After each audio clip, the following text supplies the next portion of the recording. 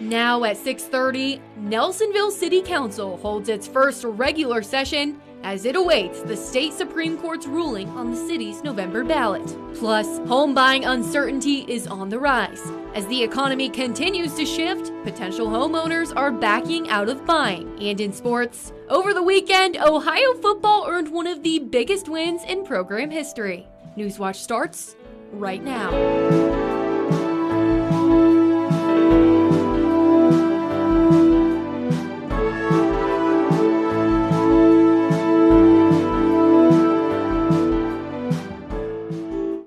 Good evening, I'm Morgan Anderson. After a short break, we're back on the air this fall, so welcome to Newswatch. We're coming to you live with Nelsonville City Council, as they meet tonight for its first regular session since repealing Issue 23. It's a citizen-led ballot initiative to change the city's form of government.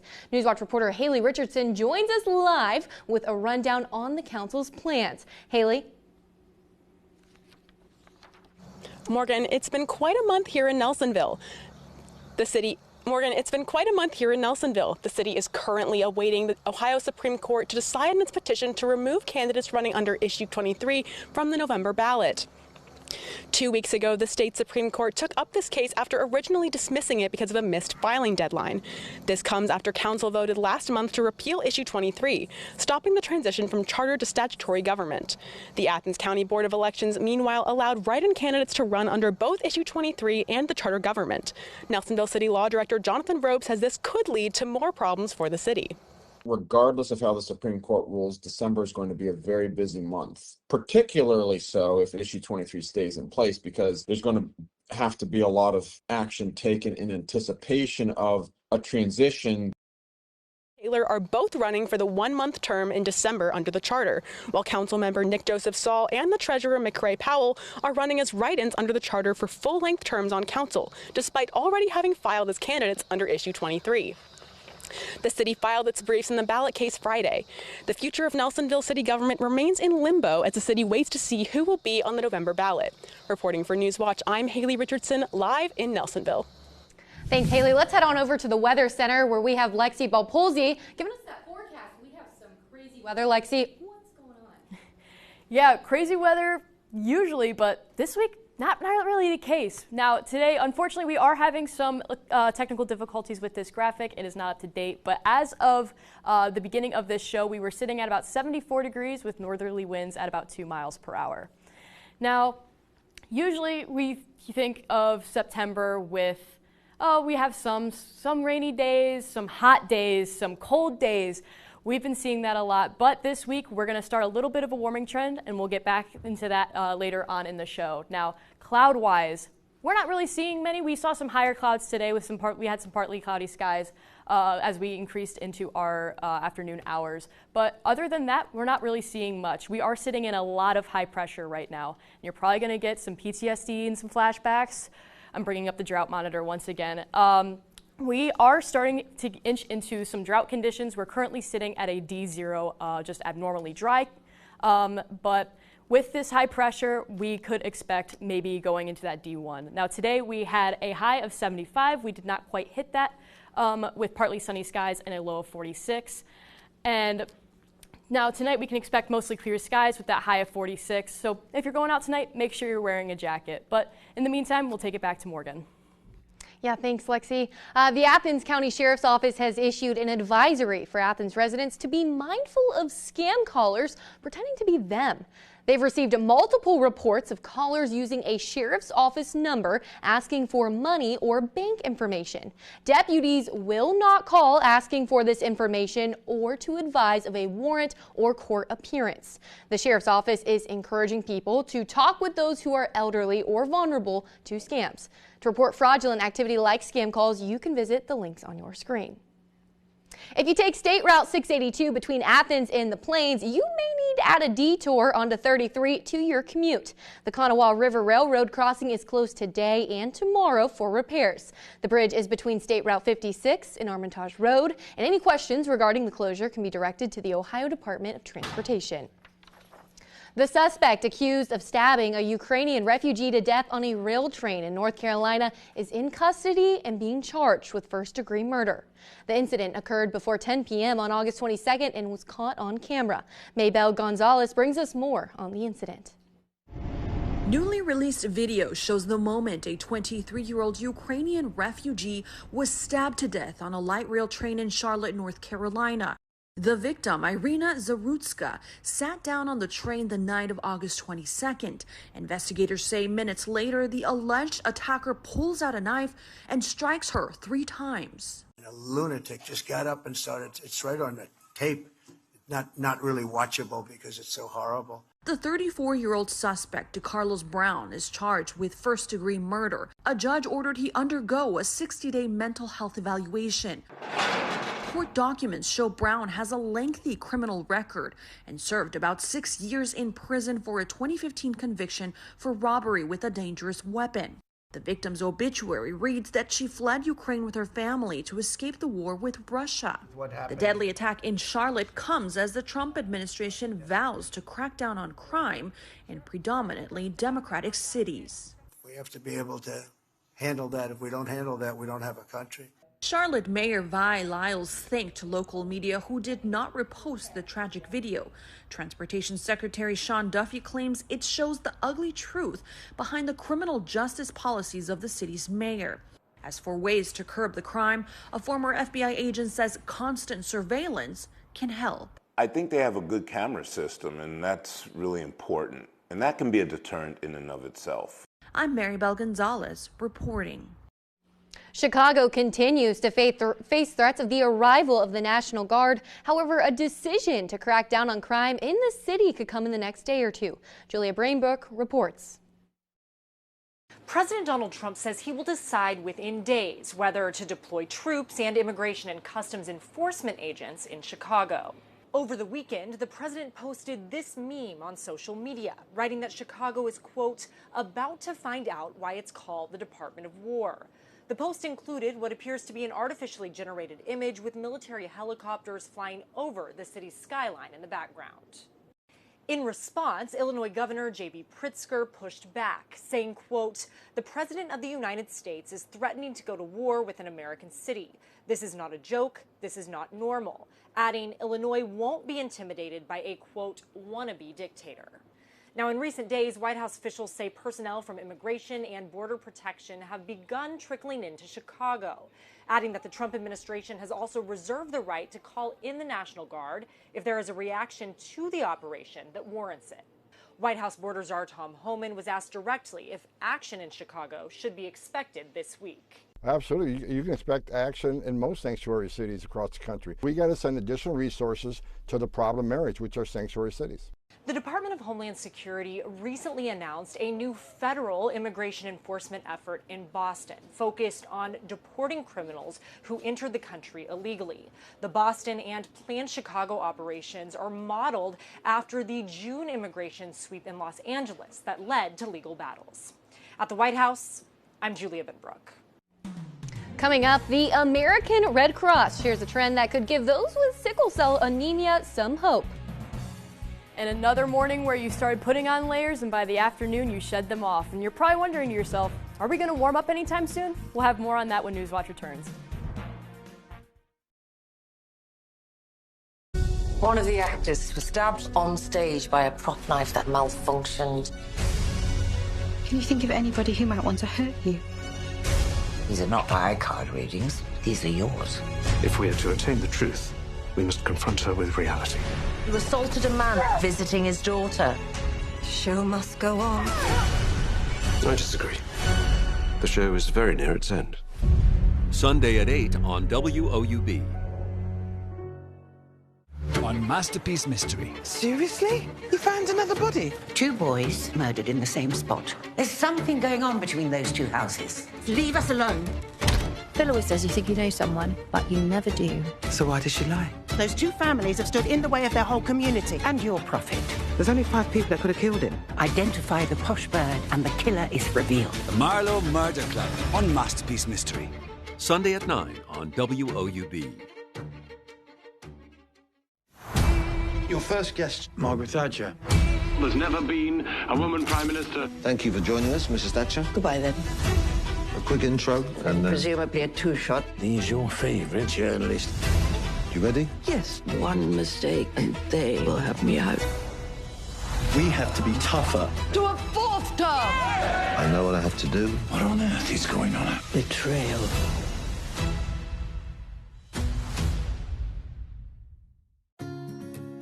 When my parents left us their home, we weren't sure what to do with the property. Do you have land, residential, or commercial property you're not using? Donate it and support our station. You may even qualify for a sizable tax deduction. It feels good to be able to give back, and they would have loved that too. Your real estate donation can make a real impact. Call us toll-free or visit us online.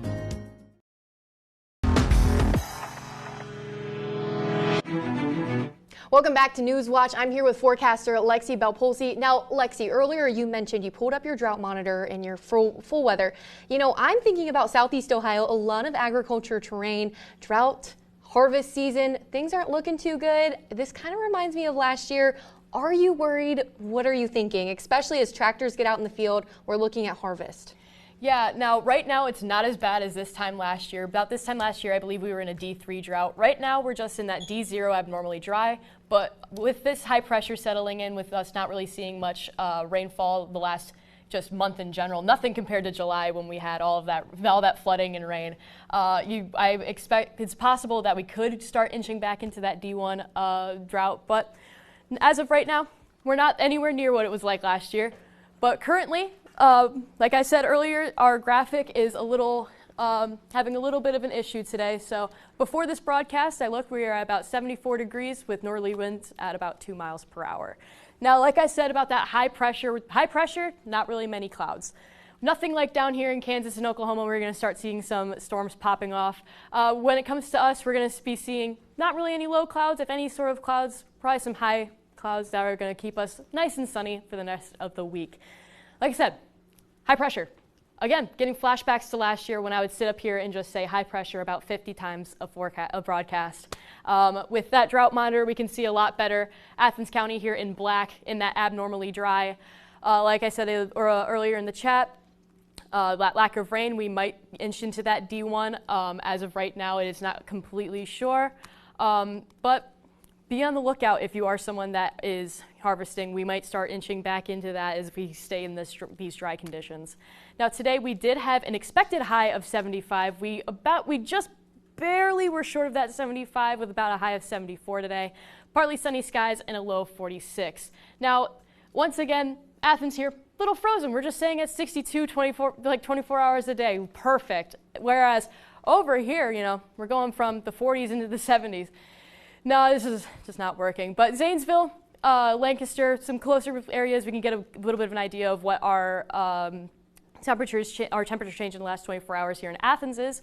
You can see here in Lancaster that we went from about 44 degrees, 43 degrees, 41, and then shot up into the 70s. That's a great example of high pressure, sunny skies, cooler nights, warmer days. Great example here at that low of 46. If you're going out tonight, if you have a soccer game, make sure you're wearing a little bit of a jacket. You might catch a little bit of a chill with those mostly clear skies, and tomorrow's sunrise at 7:03 a.m. Now tomorrow we can expect a start of a warming trend. We are going to see mostly sunny skies and a high of 78 with a low of 48.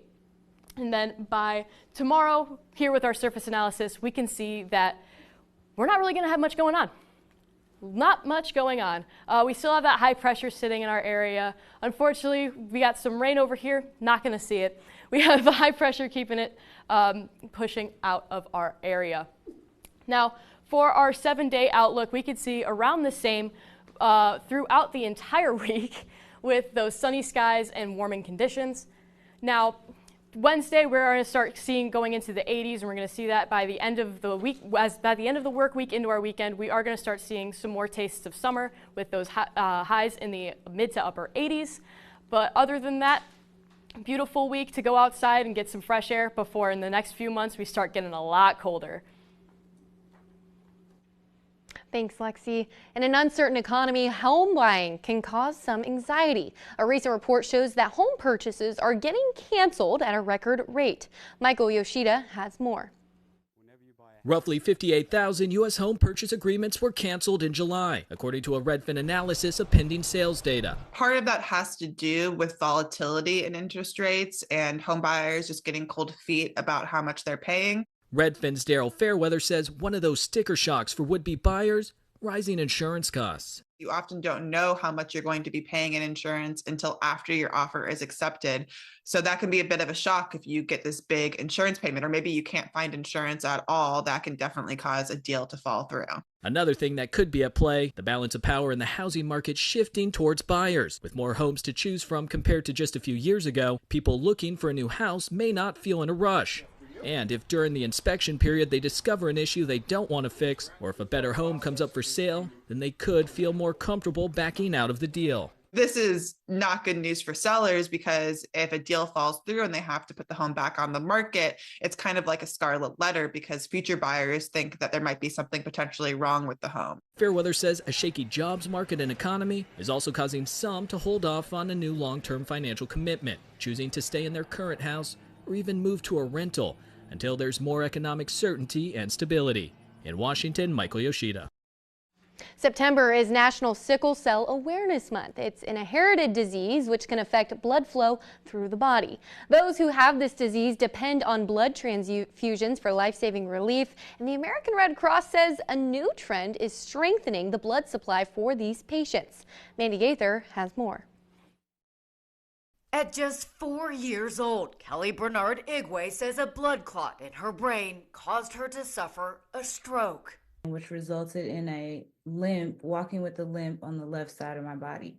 Born with sickle cell disease, sometimes called sickle cell anemia, she's one of more than 100,000 Americans whose blood cells sickle into a crescent-like shape, causing blood flow disruptions to the body. Those who have this disease depend on blood transfusions for survival. For Bernard Igwe, it's a way to avoid having another stroke. I think I've received over 800 transfusions in my lifetime. More than 90% of those affected by sickle cell disease are non-Hispanic, Black, or African American, and about 1 in every 365 African American babies are born with it. Each may require blood transfusions throughout their lifetime.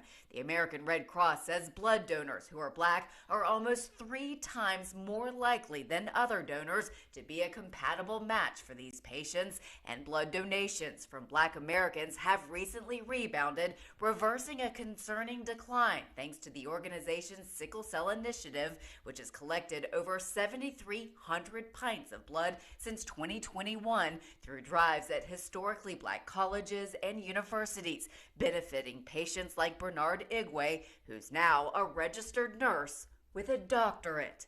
With the blood donation, I'm able to live a normal life. For Health Minute, I'm Mandy Gaither. Next in sports, Ohio football played one of the biggest games in program history over the weekend and came out victorious over West Virginia. Hear from head coach Brian Smith on the Bobcats' win and their next opponent after the break. Social platforms were on X, Facebook, Instagram, and YouTube, and keep an eye out for new episodes of The Lookout and The Wrap-Up each week starting this Saturday.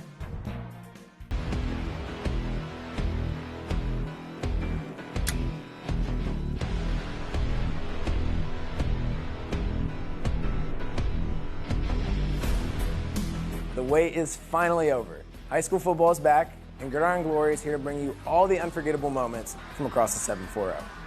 From the fans, to the bands, to some highlight reel spins. See what I did there? Of course, we'll have the conference races, playoff hunts, and as always, the rivalries. Plus, a few familiar faces are back on the map. What? They're just too good to miss. And you already know, the defending state champions are back in the spotlight. Anyone else up to the task?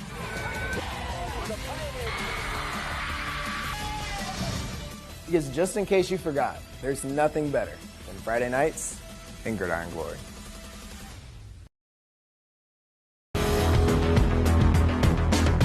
Happy Monday and welcome into sports. I'm Andrew Bolby. Earlier this afternoon, Ohio University announced the hiring of Slade Larscheid as the school's new director of athletics. Larscheid comes from South Dakota State University and will replace Julie Cromer.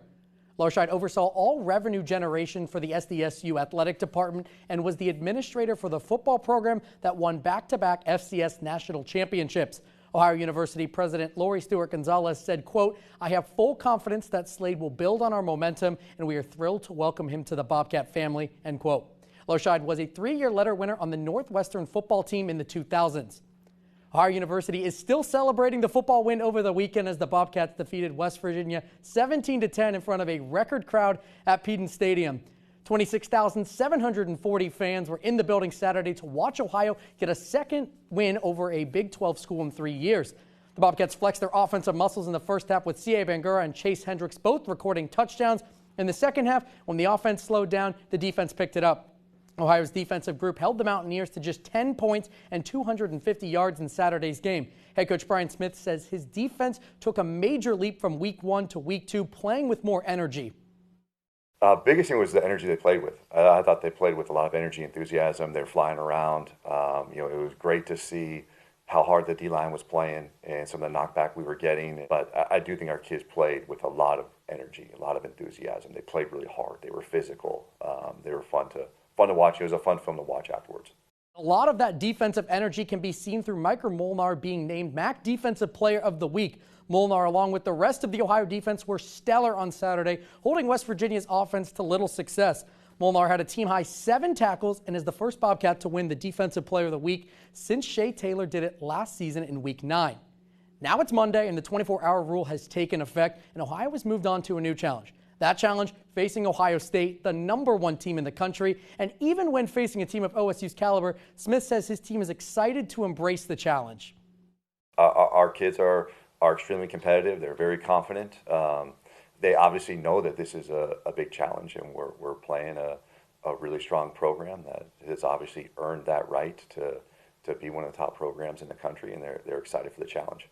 The Bobcats will be in Columbus on Saturday to face their in-state rival for the first time since 2010. It'll be a 7 p.m. kickoff, and the game will be aired on Peacock. Ohio Soccer rounded out its non-conference schedule yesterday with a 1-0 loss to Indiana. The Bobcats generated 12 shots with 5 on goal, but were unable to find the back of the net. The lone goal came in the 37th minute from Abby Eiler, and although Ohio keeper Celeste Saloma denied 8 other shots from Indiana, it just wasn't enough. The Bobcats will begin MAC play on Sunday against Central Michigan. Earlier today, the Ohio wrestling team announced its schedule for the 2025-26 season. The team will kick off the year with the green and white scrimmage in late October before the Ohio Showcase on November 8th. From there, the Bobcats will host a number of home meets against Wisconsin, Bloomsburg, SIUE, and Buffalo. The season will conclude with postseason action in March at the MAC tournament and the NCAA championships, which this year will be held in Cleveland. That's all we have for sports. Back to Morgan at the desk. Still ahead, a Bobcats legend is celebrating his 81st birthday. Join us in wishing Coach Frank Solich a happy birthday after the break.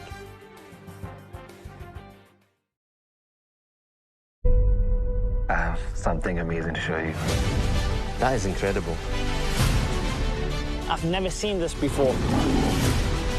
This is where the story begins. It seems like a fantastical world.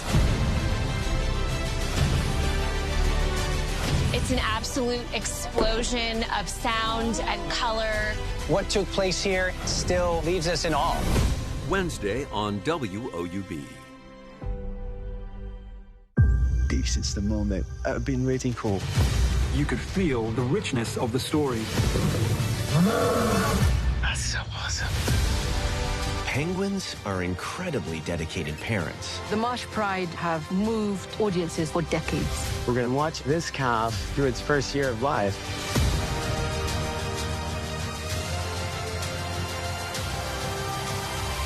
That's what we want to see. Next time on Prohibition. To pass a law means nothing. To enforce the law means everything. Alcohol moves underground. It didn't take a lot of brains to make a lot of booze.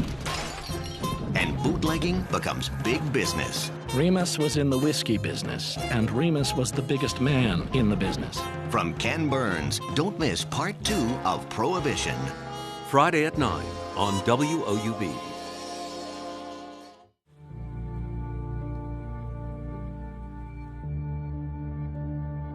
When unexpected deaths devastate a tight-knit community, mothers uncover radioactive water in their town. Together, they battle authorities determined to suppress the truth. The Age of Water, on POV. Tonight at 10 on WOUB.